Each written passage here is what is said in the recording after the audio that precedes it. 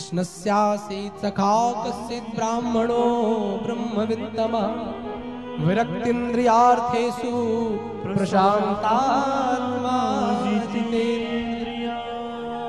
भागवत जी में सुदामा जी का नाम नहीं आया, बोले कृष्ण का कोई एक मित्र है जो प्रशांत मन है, जितेंद्रिय है। सुदामा जी महाराज बहुत प्रशांत मन से रहते, घर में गरीबी बहुत ज्यादा है, भोजन बनता नहीं है। बच्चे कहते पिताजी भोजन चाहिए, तो बटली में ही पत्थर डाल देते और कहते बेटा अभी भोजन बन रहा है, पक जाएगा तब दूंगा। इंतजार करते करते बच्चे सो जाते, इतनी गरीबी।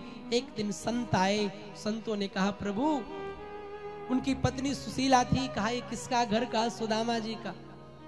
सुदामा जी द्वारिकाधीश के मित्र हैं, पर आज तक पत्नी को भी नहीं पता चला। और आजकल आदमी इतना स्वाप वाला हो गया है कि मान लो लड़ झगड़ के अगर मंत्री जी के साथ फोटो खिंचवा ली तो फेसबुक पे डालेगा मंत्री जी के साथ बिताए गए सुकून के पल।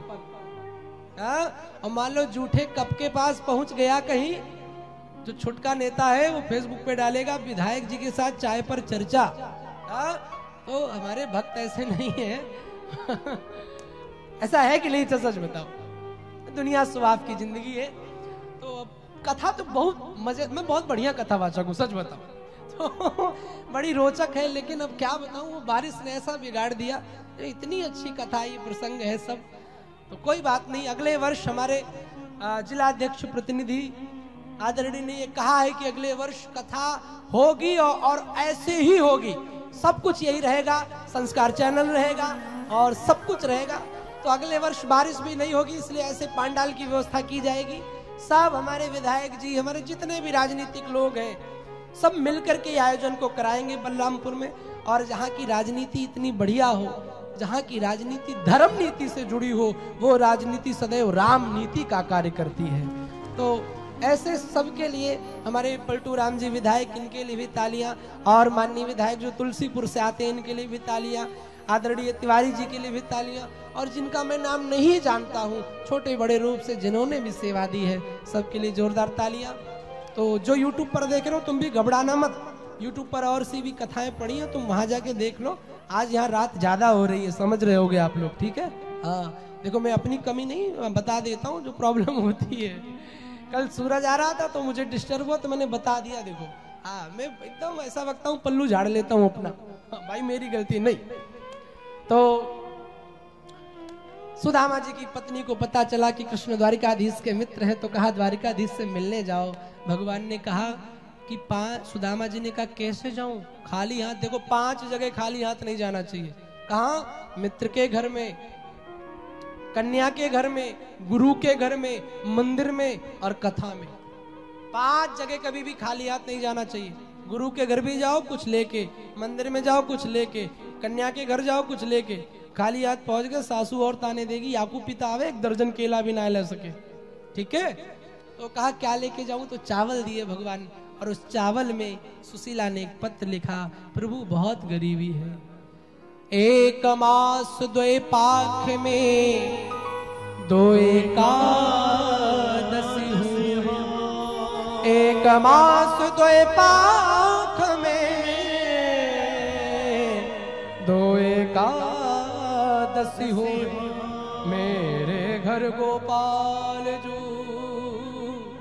नित्य एकादशी हो। ए गोपाल जी, लोगों के घर में 1 एकादशी होती, मेरे घर में रोज भूखी रहती हूँ। अब आप जानो आपको क्या करना है। सुदामा जी गए, भगवान की ओर कदम बढ़ाए। भगवान फटी सी धोती, सिली हुई धोती, भगवान ने, सुदामा जी एक जगह सोए, भगवान ने सोते हुए सुदामा को द्वारिकापुरी में पहुंचा दिया। कथा प्रसिद्ध आती है कि सुदामा जी द्वारिकापुरी में कृष्ण के भवन तक प्रवेश कर गए। लेकिन आजकल के कई गायक, भजन सिंगर वो झांकियों में दिखाते सुदामा को द्वारपाल धक्का दे रहे हैं। कौन है तू? क्या इतनी हिम्मत है किसी की? भगवान के दरबार में धक्का दिया जाएगा? पर झूठी कथाएं। सुदामा जी अंतःपुर तक प्रवेश कर गए। और नरोत्तम दास जी कहते हैं कि द्वारपाल मिले तो निवेदन किया, प्रभु आप कहाँ से आए हैं, क्या खबर पहुंचा दूं?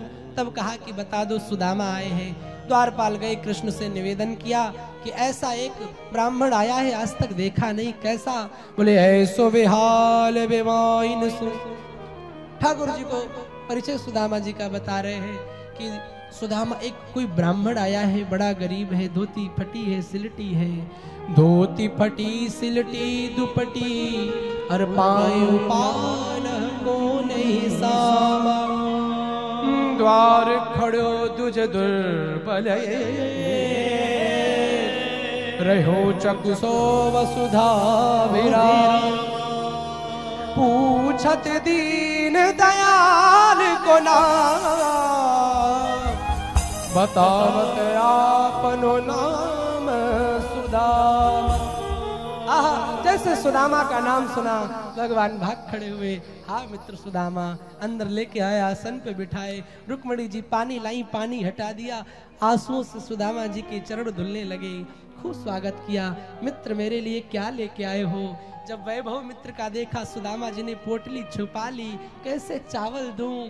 भगवान ने हाथ उठाया, पोटली गिरी, एक मुट्ठी चावल भरा, और एक मुट्ठी चावल में सुदामा जी को एक लोक का दान कर दिया।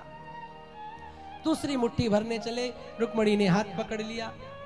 क्यों हाथ पकड़ा? कई लोग कहते भगवान तुम भिखारी हो जाओगे। नहीं, कुछ नहीं, भगवान देव, रुक्मणी रोके नहीं।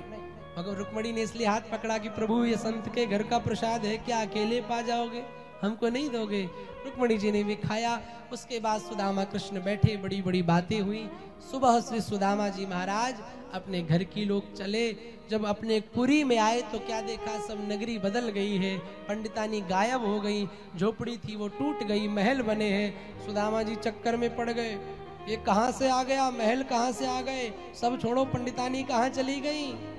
तब तक सुशीला जी अंदर से आई, प्रभु मैं यहाँ हूँ, ये वैभव कहाँ से आया? सुशीला ने कह दिया भगवान ने दिया, उसे देते नहीं देखा, मगर झोली भरी देखी। भगवान ने सुदामा पर कृपा करी।